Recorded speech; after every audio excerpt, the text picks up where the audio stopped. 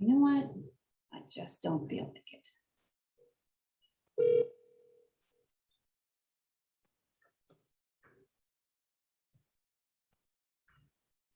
Hello? Hey, can you do me a favor and maybe pick up some takeout on the way home? I'm just tired and don't feel like doing the dishes. I've had a long day, I just don't want to come home. I don't want to have to stop anywhere. What if I do the dishes? You can walk to make dinner? Well, I could do that. If you don't mind having leftovers. I mean, I've got some chicken chili in here, and I think I've also got some pasta with pesto. Cool. Whatever you don't want, I will eat then while I do the dishes. You can tell me about your day deal. Deal? Okay, that sounds like a deal. Sounds like a plan? Sounds like a plan. All right, we negotiate every day, don't we? Whether it's dinner time with your spouse or your partner, or getting your kids to do your homework, or in sales negotiations, we do sit negotiations every day. So why is it so scary? Now, when I checked the sales data from just over 2 million sales professionals who were measured on 21 different specific sales competencies, negotiating was the third worst skill set that sellers and leaders have. Only 13% of sales professionals have strong negotiation skills. So why is negotiation so difficult to learn how to do well? I mean, outside of getting out and making dinner. Now, there's 11 different attributes that we measure for in sellers and leaders to understand how to best help them become better negotiators. And the most important one out of all of those 11 is the ability to seek a win-win. That's why when I finished reading Fotini Ikonomopoulos' book, Say Less, Get More, I knew I had to have her on the next episode of What Sales Can Learn. She writes that a lot of us struggle with negotiating because we see it as a way to get what we want. It's my way or the highway, baby. When we make it about us, it makes negotiation competitive. It's a win-lose situation.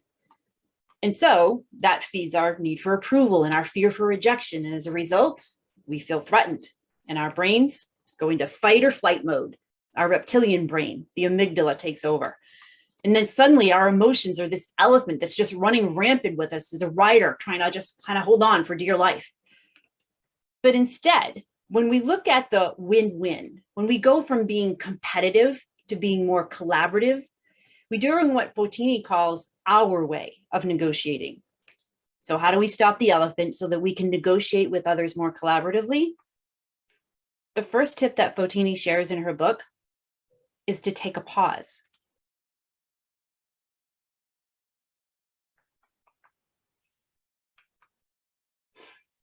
Yeah, like that.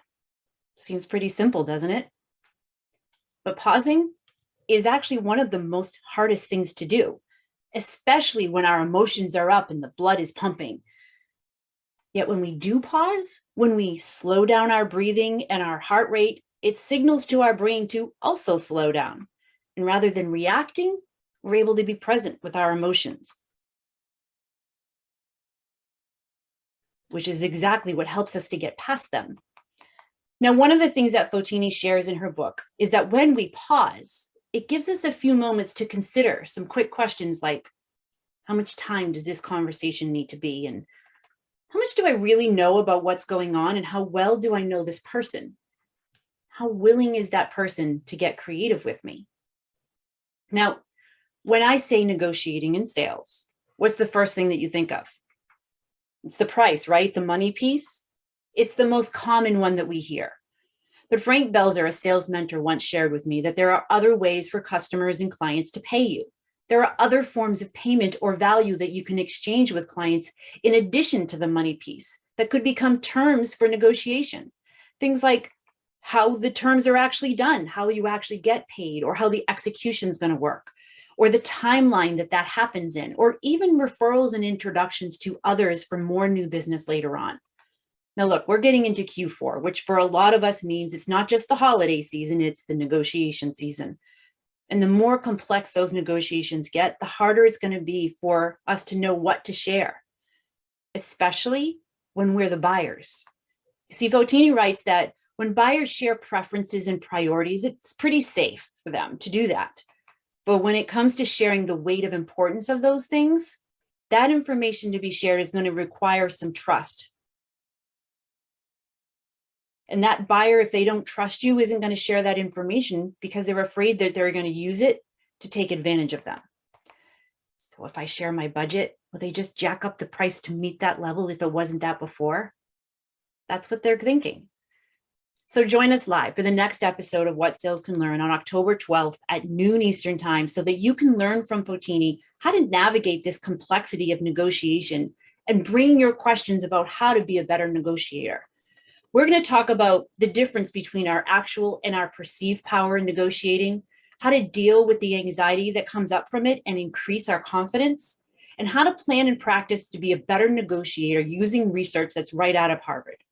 So join us on October 12th at noon Eastern Time. Until then, keep learning and sharing out there.